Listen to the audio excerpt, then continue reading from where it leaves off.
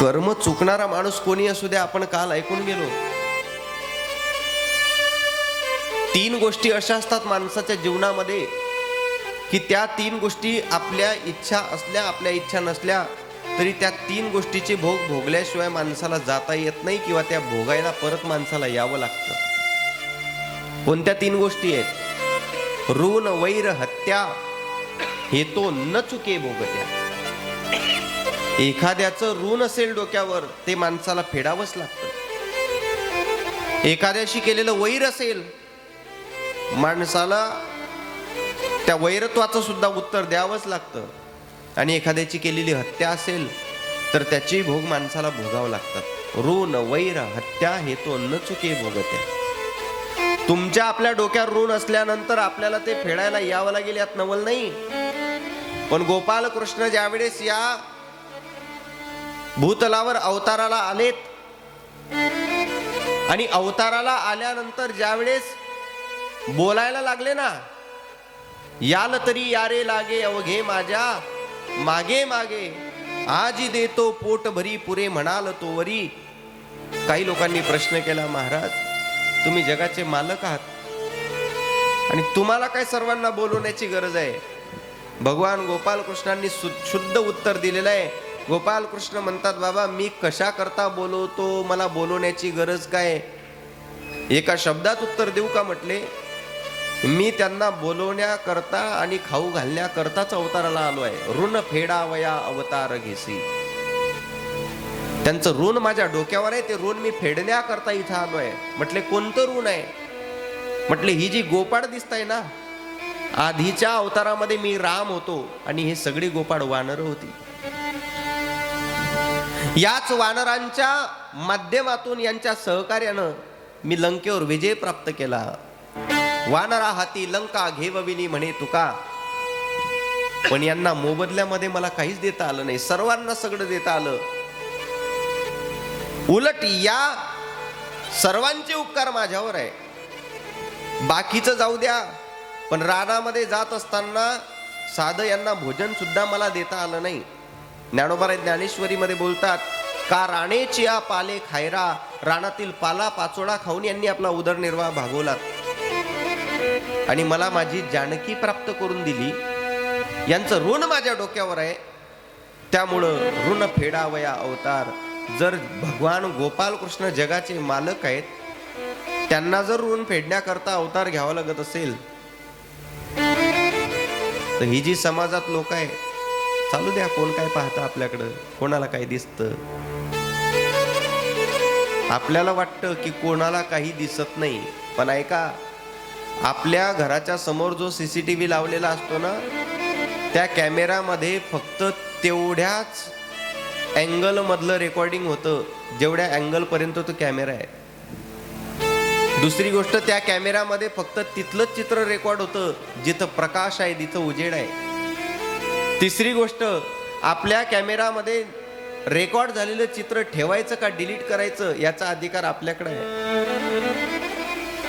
पण त्याचा जो कॅमेरा असतो ना वरती लावलेला, त्याचा म्हणजे भगवंताचा, त्याच्या कॅमेऱ्याला अँगलच नाही. 360 डिग्री ज्याला आपण म्हणतो ना, सार्वत्रिक रेकॉर्डिंग करतो तो. उजेडातलं रेकॉर्ड करेल यात नवल नाही, अंधारात सुद्धा तेवढ्याच उत्तम क्वालिटीमध्ये रेकॉर्ड करतो. आणि सगळ्यात महत्वाचा विषय, त्यांनी रेकॉर्ड केलेला डेटा ज्या कम्प्युटरमध्ये जमा होता ना, त्या कम्प्युटरच्या समोर जो कीबोर्ड आहे ना, त्या भगवंताच्या कीबोर्डला डिलीट नावाचं बटनच नाही. त्याच्यामुळं तो डेटा फक्त रेकॉर्ड होतो आणि सेव्ह होतो. तुम्ही किती जुनं प्रकरण उघडा, त्याच्यासमोर लगेच ते प्रकरण आल्याशिवाय राहणार. त्याच्यामुळे तुम्हाला समाजातील लोकांकडून काही लपवता येईल, त्याच्यापासून काय लपवसाल? न सांगता तुम्हाकडो येते अंतर. न सांगताना ज्याला आपल्या अंतरंगातल्या गोष्टी कळतात त्यांनाच तर भगवंत म्हणतात.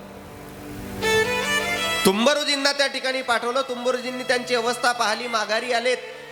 पार्वती मातेला वंदन केलं. आईसाहेब पिशाच्य योनीला प्राप्त झालेत म्हटले तुंबरुजी. एवढे चुकीचे कामं केलेत आणि स्वतःमुळे दुसऱ्यालाही चुकीच्या कामाला लावलेले आहेत. त्याच्यामुळे भयंकर परिस्थिती आहेत. खचून गेली चंचुले हे शब्द ऐकून. आई साहेबांच्या चरणावर परत परत लोटांगण घ्यायला लागली. आई साहेब, तुम्हाला काय अशक्य आहे? तुम्ही जगाच्या मालकीण आहात. तुम्ही या जगाला उत्पत्ती करणार करता कारण आहे. आद्यत्रय जननी देवाची. आम्ही मुक्ताबाई विषयी किती स्वाभिमानानं बोलतो. मुक्ताबाई नमो त्रिभुवन पावनी आद्यत्रय जननी. त्रय जननी म्हणजे त्रैलोक्याची जननी, त्रिदेवांची जननी आहे. तुम्हाला काय अशक्य आहे? तुम्ही माझ्या पतिदेवाचा उद्धार होईल असं काहीतरी करा. मी अविरत तुमची सेवा करेन. तुंबरूला उपदेश केला पार्वती मातेनं. तुंबरूजी जा, कोणत्याही कशाही परिस्थितीमध्ये भगवान श्री भोलेनाथाची मंगल अशा प्रकारची शिवमहापुराणाची कथा त्याला ऐकवा, जेणेकरून त्याचा उद्धार होईल आणि पिशाच्य योनीतून त्याला मुक्तता प्राप्त होईल. श्रीमद भागवतामध्ये ज्याप्रमाणे आपण ऐकत असतो की धुंदुकारी एका ठिकाणी थांबता येत नव्हता, म्हणून त्याला त्या वेडूमध्ये, त्या बांबूमध्ये ठेवण्यात आलं. एका दिवसाच्या कथेच्या सर्वांना एक एक ग्रंथी उघडत गेली बांबूच्या आतमधले.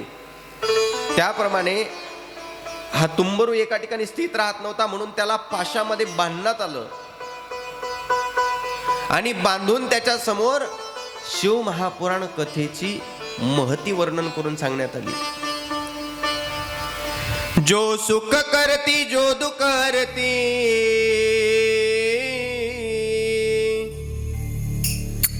जो सुख करती जो दुख करती, जन्म जन्म की व्यथा भोलेनाथ कथा, भोलेनाथ कथा, भोलेनाथ कथा, भोलेनाथ कथा.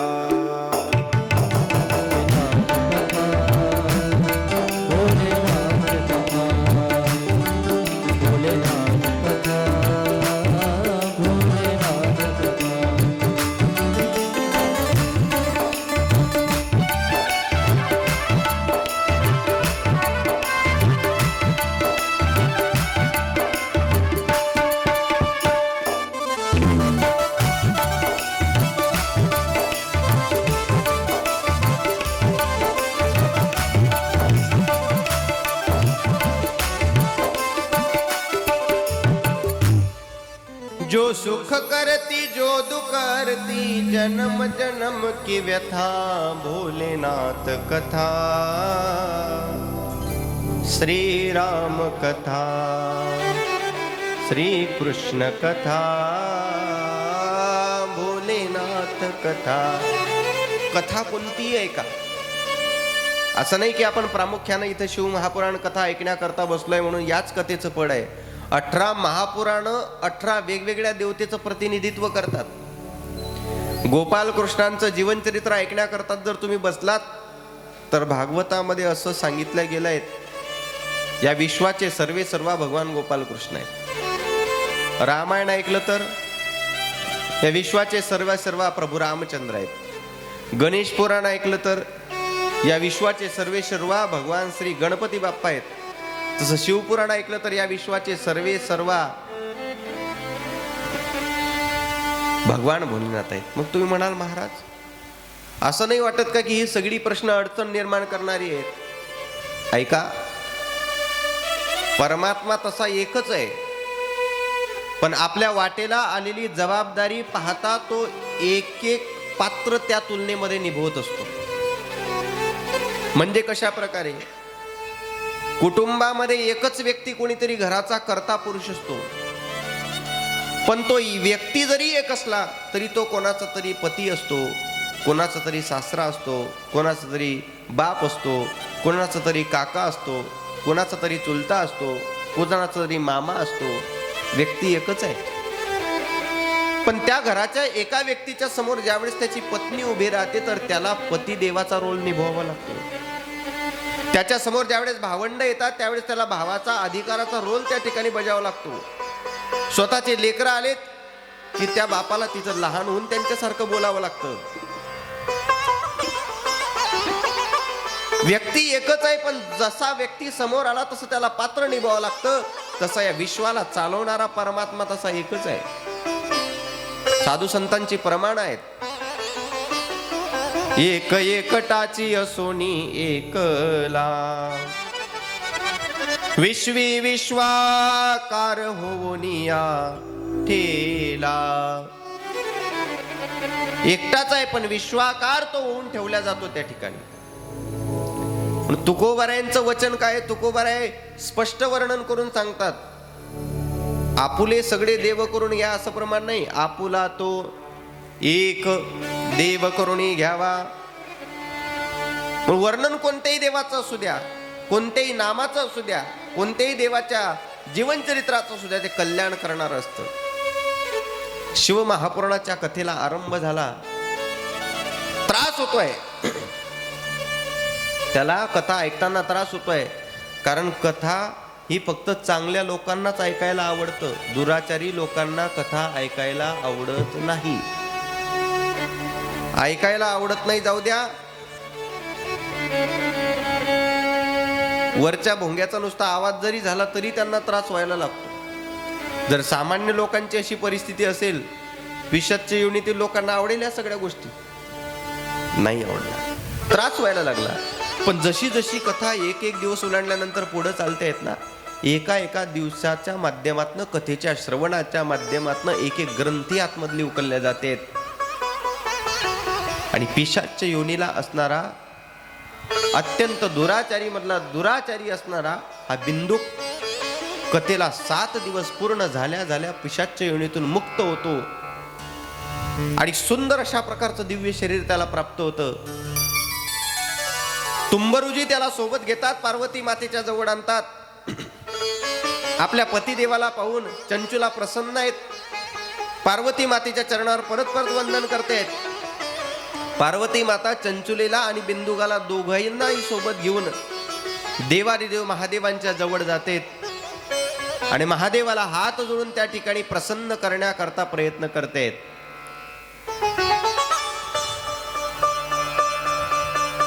अनेकविध गुणगान त्या ठिकाणी महादेवाचं चाललंय. महादेव समाधी अवस्थेमध्ये आहेत, डोळे लावलेले आहेत, प्रसन्न मुद्रा आहेत, मुखामध्ये चिंतन आहे. पार्वती माता सुद्धा परत परत बोलायला लागल्यात. कर्पूर गौरम कर्पूर गौरम करुणावतारम संसारसारम भुजगेन्द्रहारम सदा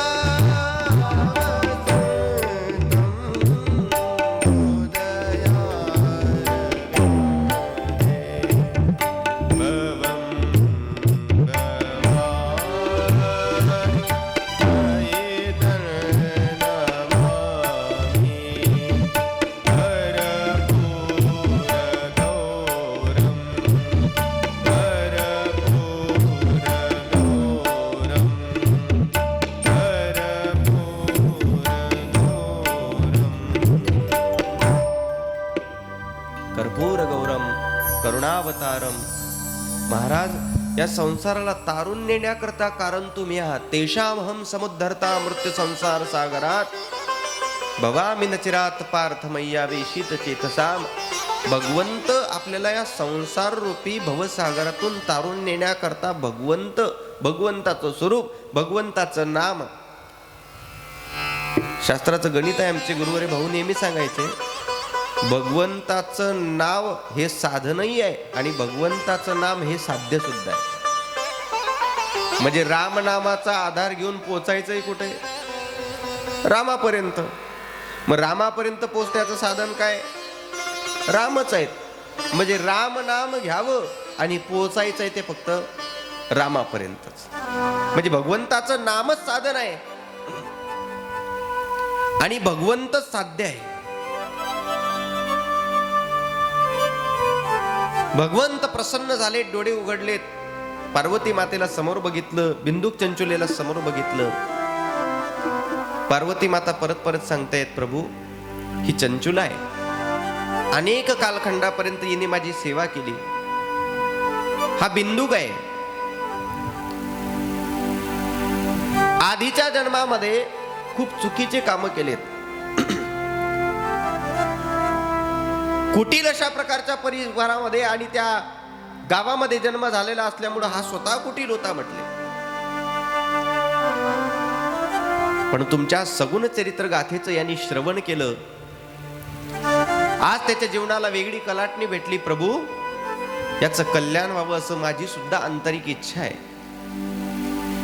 भगवान देवादिदेव महादेव प्रसन्न झाले. ज्याप्रमाणे त्या चंचुलेला पार्वती मातेनं आपल्या सेवेमध्ये ठेवलं होतं, त्याप्रमाणे बिंदुकाला देवादिदेव महादेवांनी आपल्या शिवगणांमध्ये एक विशिष्ट अधिष्ठानाचं स्थान प्राप्त करून दिलं.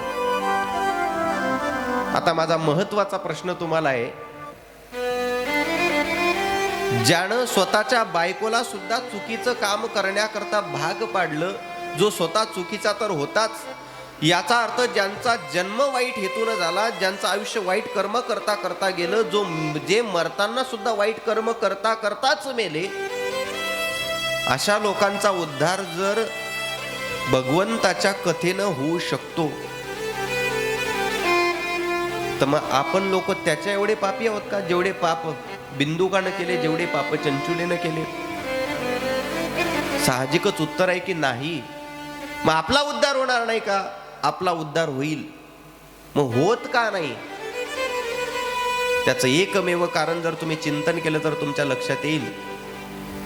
दुराचारी मधले दुराचारी लोक उद्धरून गेलेत. ज्यावेळेस तो धुंदुककारी जो श्रीमद भागवतामध्ये कथा ऐकतो ना, ज्याचा जन्मच वाईट हेतून झाला, ज्याचं आयुष्य वाईट कर्म करता करता गेलं, जो मरतानाही चुकीचं काम करता करताच मेला, श्रीमद भागवताची कथा ज्यावेळेस गोकर्णजी महाराज त्याला ऐकवायला लागलेत, गोकर्णजी महाराज स्वतः आपल्या मुखातून कथा सांगणार आहेत, ही ज्यावेळेस बाहेर चर्चा पसरली, अनेक मोठी मोठी लोक गोकर्णजींच्या मुखातून कथा श्रवण करण्याकरता उत्सुक होते.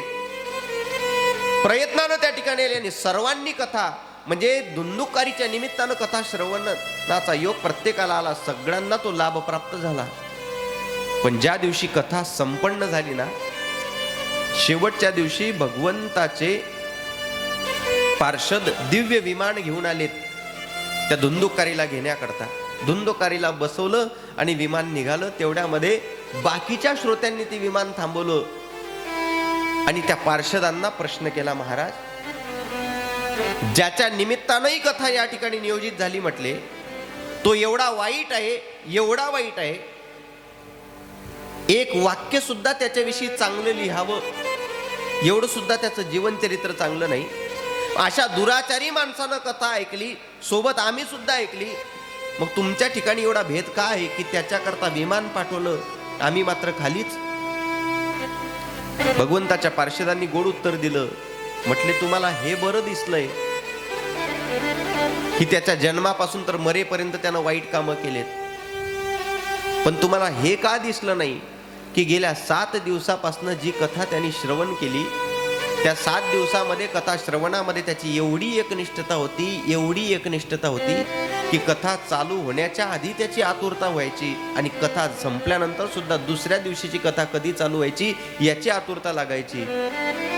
श्रीमद भागवतामध्ये स्पष्ट उल्लेख आलेला आहे, श्रवणस्य बिभेदेन.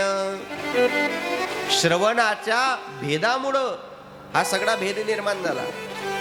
तुम्हाला माहिती आहे, योग, जप, तप, ध्यान, धारणा, विधी, कर्मकांड आणि अनुष्ठान केल्यानंतर सुद्धा जे फळ प्राप्त होत नाही ना, ते फक्त 7 दिवसात प्राप्त होऊ शकते, एवढं सामर्थ्य कथेमध्ये आहे. यत् फलम नास्ति तपसान योगेन समाधिना अनायासेन तत्सर्वं सप्ताह श्रवणे लभेत.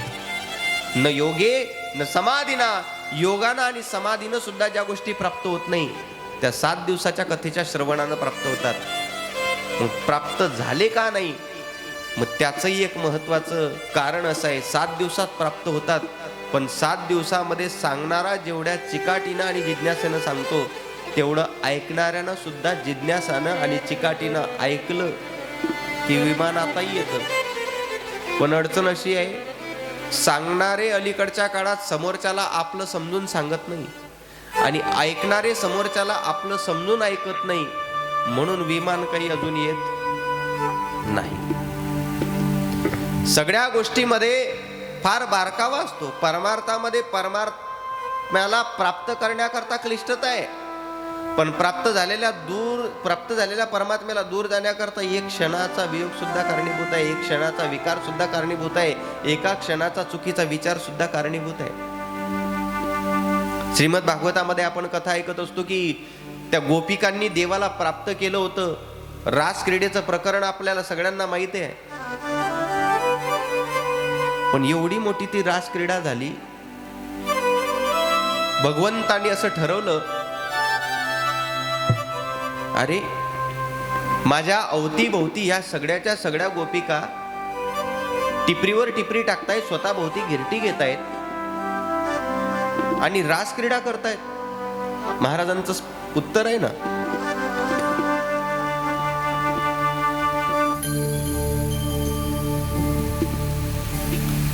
चला बाई वृंदावनी रास क्रीडा पाहू, नंदाचे बाळीने केला नवलावू. भगवंत विचार करतायत, या कलियुगातला प्रत्येक माणसाचा प्रयत्न चालू आहे स्वतःचं प्रमोशन कसं होईल याच्याकरता, पण माझ्या प्राप्तीकरता फक्त गोपिका अशा एक व्यक्तिमत्व आहे जे स्वतःचं डिमोशन करून खाली आल्यात. आणि मी एवढा कसा काय स्वार्थीसारखा वागू शकतो की माझ्या अवतीभोवती सगळ्या गोपिका आहे, मी मध्यंतरी एकटा उभा आहे. मी यांना आनंद द्यायला पाहिजे म्हणून परमात्म्याने काय केलं, माया स्वरूप धारण केले. एका एका गोपिकेजोड एक एक देव असा स्वतंत्र अवतार घेतला. पण मायावी रूप असल्यामुळं जिच्या जवळ होता ना, होता प्रत्येकीच्या जवळ, पण जिच्या जवळ होता तिला शेजारचीच्या जवळचा दिसत नव्हता. आनंद झाला, अरे वा देव आपल्या जवळ आलेत. चेहऱ्यावरची प्रसन्नता अजून खुललीत. टिपरीवर टिपरी टाकायची, स्वतःभोवती गिरटी घ्यायची, पुढे पाऊल टाकायचं. रास क्रीडा महारास क्रीडेच्या प्रकरणामध्ये बदललीत. पण काही वेळ गेल्यानंतर त्या गोपिकांना वाटायला लागलं, अरे मी किती भाग्यवान आहे.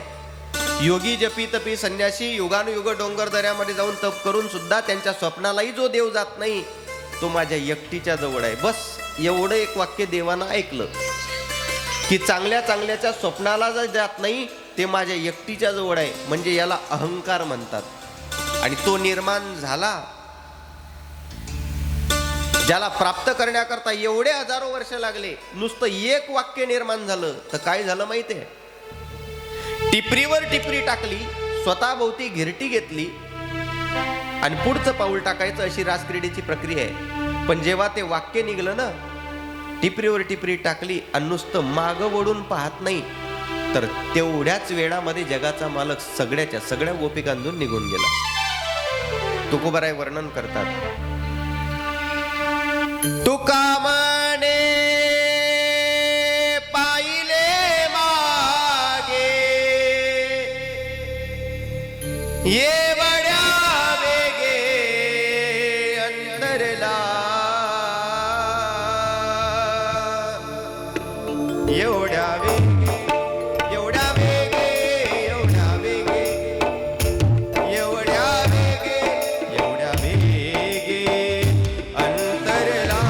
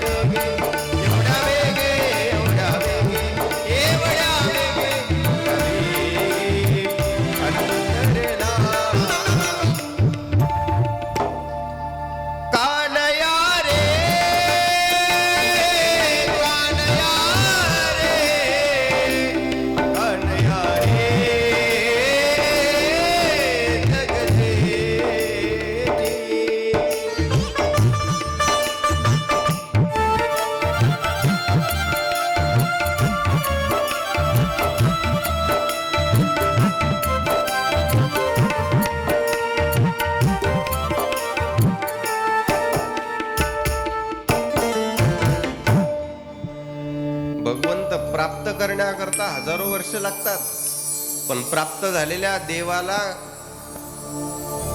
आपल्यापासून दूर जाण्याकरता एक छोटीशी चूक सुद्धा कारणीभूत ठरू शकत असते. देवाच्या समोर कधीच भक्तीचा अवडंबर करण्याची आवश्यकता नाही. इतिहास आतापर्यंत साक्षीदार आहे. साध्या बोड्या भक्तीनं जेवढ्या लवकर प्राप्त होतं ना, तो अवडंबराच्या ठिकाणी जात नाही कधीच. कलियुगामध्ये तर बाकीच्या साधनाचा विचारच करायचा नाही. कलियुगामध्ये काही लोक कर्म मार्गी आहेत, काही योग मार्गी आहेत, काही ज्ञान मार्गी आहेत. पण तुम्हाला पटतंय का बघा, कलियुगामध्ये कर्माच्या माध्यमातून जर तुम्ही भगवंताकडे जाण्याची प्रयत्न करत असाल तर कर्म माणसाच्या जीवनामध्ये बंधन निर्माण करतं. कारण कर्मातली सूक्ष्मता आपल्याला कळत नाही.